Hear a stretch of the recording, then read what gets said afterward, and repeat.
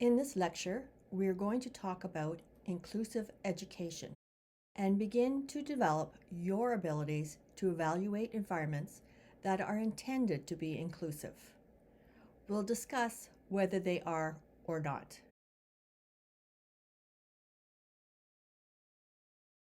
We'll consider 4 key questions. These questions will guide your assessment of whether what you see in the learning environment is inclusive education. These 4 questions will lead to the understanding of the big question, is this inclusion? The first question: how can we create a learning environment that engages students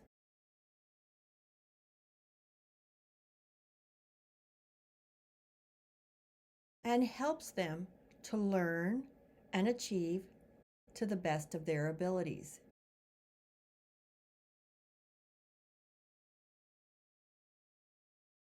The second question: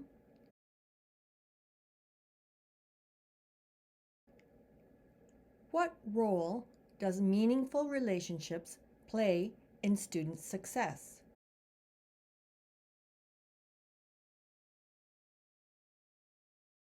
The third question: what does presumed competence look and sound like? This is from the teacher's perspective. What do they look and sound like from the teacher's perspective? The final question: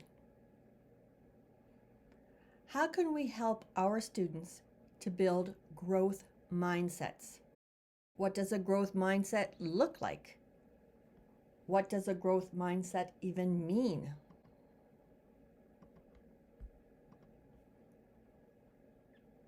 So let's explore in more detail the first question, which deals with the learning environment. All of us have the ability to learn independent of schooling. That's a given. We can learn independently through reading, by engaging in activities like fixing a car, or engaging with others and gaining incidental learning. We learn from platforms like YouTube, even people watching. Learning can come about in any number of different ways. When we consider the learning environment, that's when we think of schools. We think of interventions. Which interventions will work? By the way, I'll use 3 different ASL signs: disrupt, grab opportunity, help, to refer to the English word intervention, depending on context. So, the most successful interventions are encouraging positive behavior toward building positive relationships. When I was growing up, this was not considered important. When I was in school, student outcomes, marks, and such were important, not student-teacher relationships. Today, we value relationships with our students. We recognize the importance of these relationships. We have discovered that learning does not happen without positive relationships with the teacher. But decades ago, that was not considered important at all. A little hard to believe. But back then, the emphasis was on the mechanics of teaching and learning. Reading, writing, homework, worksheets, essays, assignments. Back then, teachers often had more of a relationship with the student's parents. If a student got into trouble, it would be the teacher reporting to the parents, and together they would determine consequences. Today, that dynamic is very different. Today's teacher navigates creating positive relationships with many different people.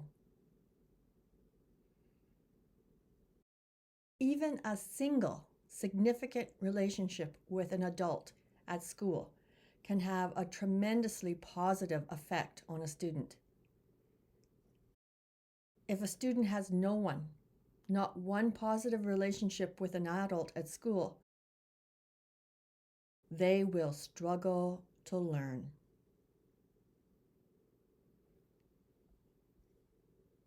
Their relationships with teachers can significantly change the way a student feels about school.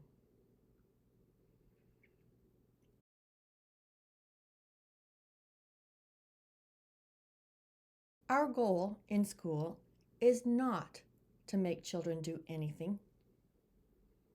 We know you can't really force anyone to do anything. Tough life lesson to learn.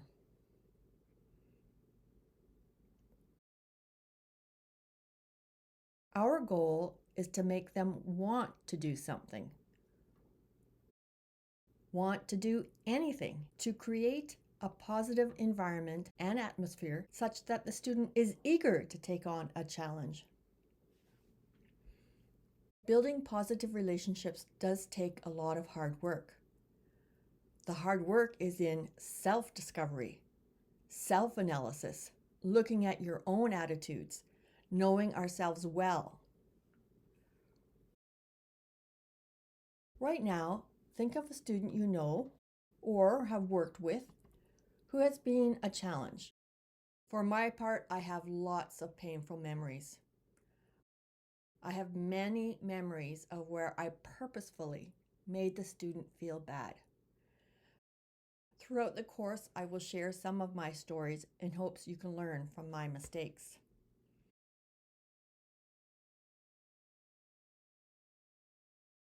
I'll start with this story about my first major failure as a teacher. It relates to our building relationships theme. I was a first-year teacher and I was meeting a student for the very first time. The student was deaf and technically blind. The student had Usher's syndrome. Vision begins to deteriorate in adolescence. The field of vision narrows over time until full blindness at some point later in adulthood. For this class, I wanted to begin establishing a relationship with the students through dialogue journals. We would do our regular classroom lessons, but my goal was to reinforce their reading and writing skills through the dialogue journals.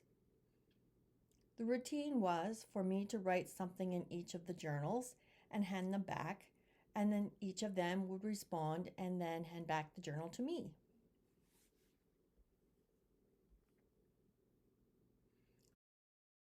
I started by asking the students simple questions such as, how old are you? What are your parents' names? Where were you born? What makes you feel happy? So I asked a lot of questions. From the one student, I never got a response. So I tried some other questions I thought might engage the student. For example, what do you like about school? Among a number of other questions. I was still not getting any response in the dialogue journal.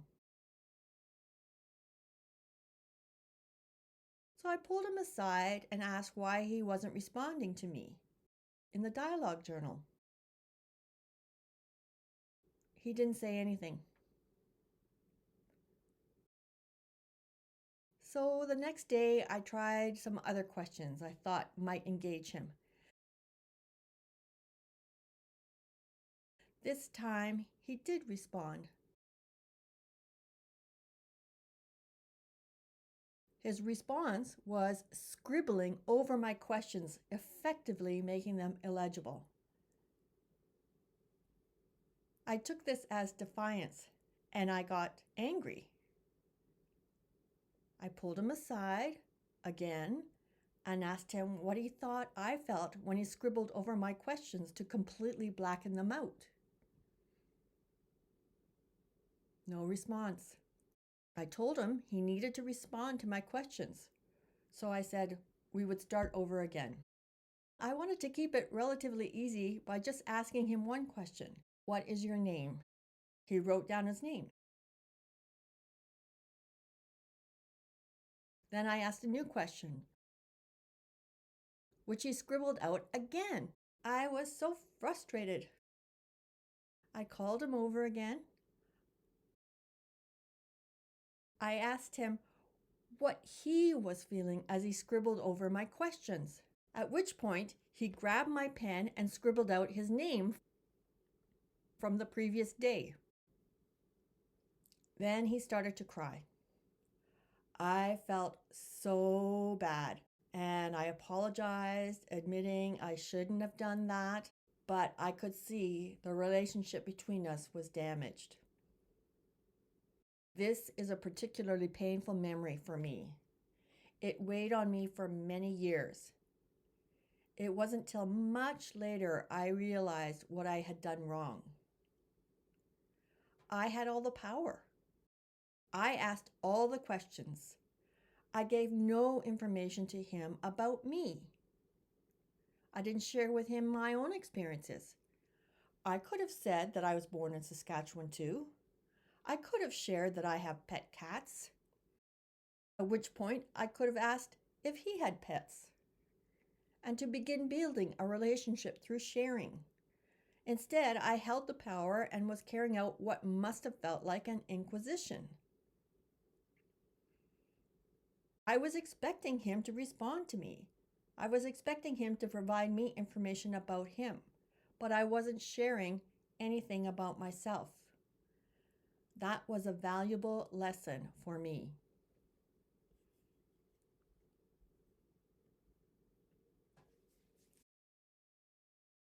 It can happen in big schools and in large classrooms that a student could go an entire day without anyone saying their name. I don't know if that's your experience, but when I look back at my school days, I don't recall the teacher saying my name often.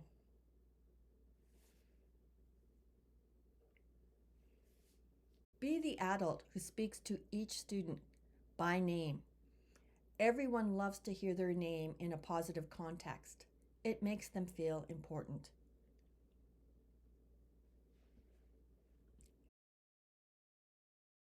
Every child deserves a champion, an adult who will never give up on them, no matter what happens. As a teacher, I had a number of students that I would think, oh my goodness, what am I going to do with you? I would usher them along, but privately I would be thinking, there is not much hope. And then they surprise you and they start to catch on and get better.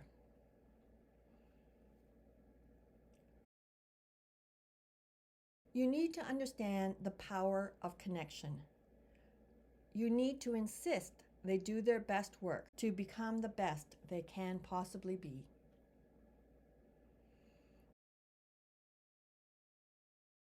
Moving on to our next question regarding competencies and skills.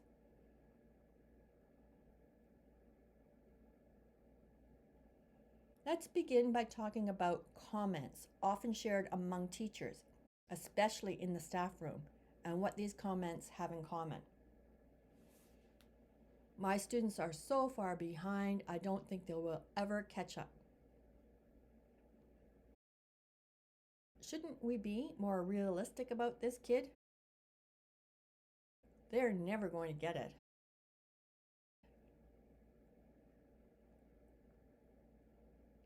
High school work is too hard for him.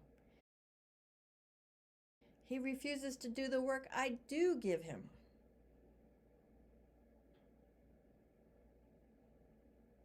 But he has a medical diagnosis. I'm not sure that he can do the work. She is just no good at math. Her parents confirmed this with me.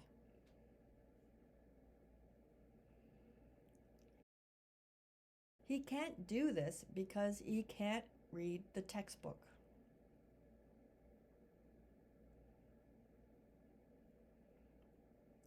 If a student has a severe disability, how can I presume he can learn what the other kids are learning?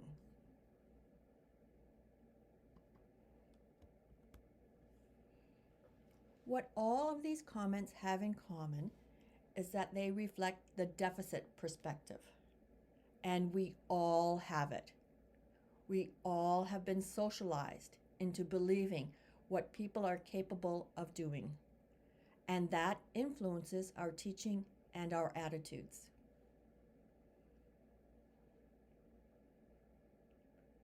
The deficit perspective is fueled by medical models of disability.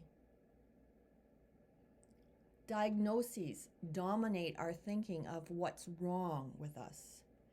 We are constantly looking to identify the problem with the body, the mind, the hearing, the vision, the learning. Every problem has to be identified and labeled. And then we have to fix the problem because we want the person to become as normal as possible. This is what we call the normalcy discourses. And these discourses are embedded in our living, breathing, and thinking on a daily basis. This is the deficit perspective. So, our 4 questions touch on the learning environment, relationships, presumed competence, and growth mindset. I will explore the growth mindset in a separate lecture.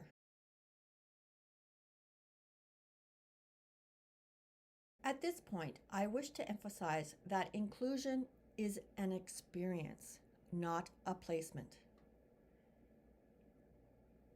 Inclusion is experienced through belonging.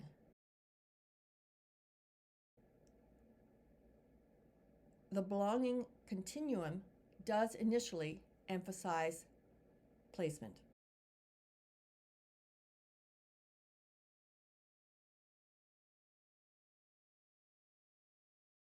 Inclusion can be looked at as a continuum,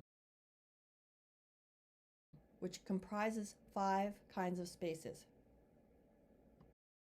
First is exclusion, where there is no sense of belonging. In fact, one is excluded. The second is segregation, where there is belonging as part of a subgroup, but excluded from the main larger group.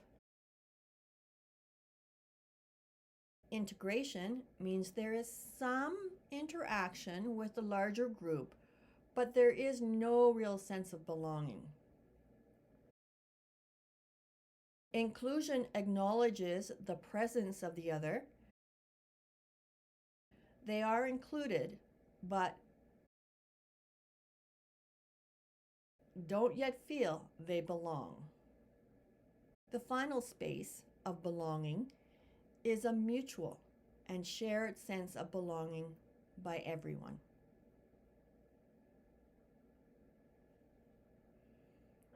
Let's look more closely at exclusion. I'll use my own personal experience as an example. I was born profoundly deaf. At that time, all deaf children in the province were sent to the Saskatchewan School for the Deaf, which meant the child would not be attending their neighborhood K-12 school. My parents, who were both educators, did not want that for me. They wanted to keep me at home. They didn't want me excluded from my local school. So my education was exclusively oral. Tremendous energy and time was focused on teaching me to speak.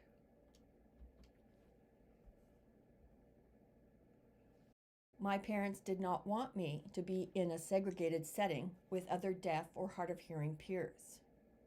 They didn't want me placed outside the regular classroom. They felt such a placement was not acceptable. As a result, I was placed in a regular classroom, the so-called integrated classroom. I had 0 support, not even a resource room teacher. I was not provided an FM system. No tutoring services were provided, let alone a sign language interpreter. Did I feel like I belonged? not even a little bit. I felt tremendous pressure to work hard, and I had to do it all by myself. No one would help me. I knew I was completely on my own. I had zero relationship with my teacher. But back in those days, those relationships were not considered important whatsoever. The burden was strictly on my shoulders to read everything, to be self-taught, because I could not hear a single thing that the teacher or my peers were saying. But the educators called it integration. That was my experience. Perhaps for a student in a similar situation, but in a larger division, they may have had access to a resource teacher or been provided technology or interpreting services.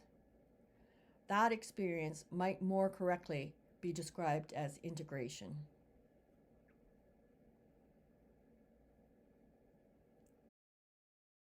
In my own experience, I did not ever feel included.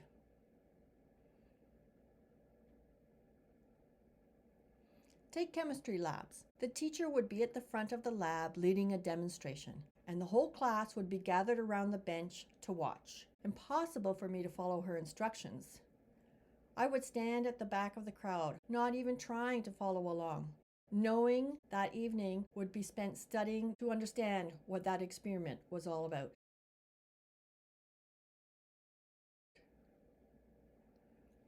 Was my experience inclusive? Not even close. I had to pretend I wasn't deaf.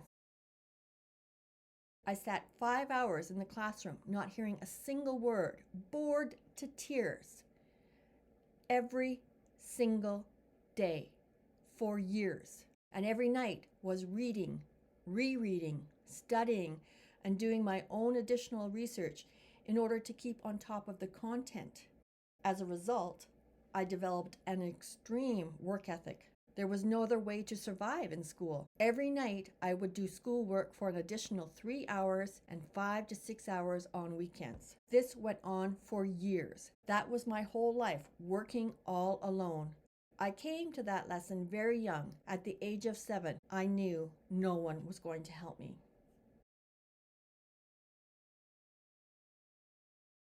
As I mentioned, my parents were both educators. For them, the definition of inclusion meant being placed in a regular classroom, in a regular program, with regular hearing classmates. They thought that would make me normal. There was nothing normal about that experience. It's not normal to be left out, to not belong.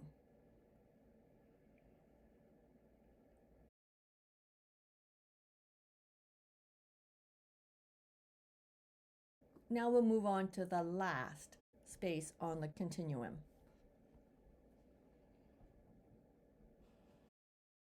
Inclusion, where everyone experiences belonging.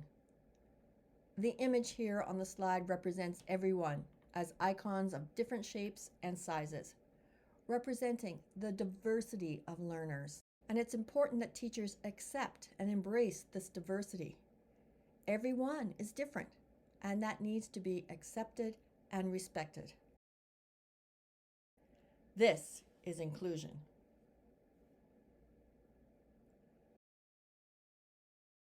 Since my days in K-12, the definition of inclusion has evolved. Now there are more supports available, such as resource teachers, technology like FM systems, interpreting services, tutoring, note-taking. Today, there are many more resources available to support learners. This is more in line with today's definition of inclusion.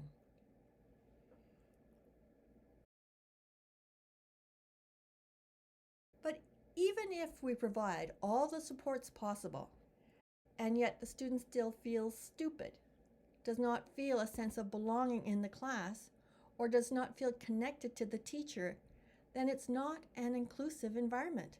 Belonging is key.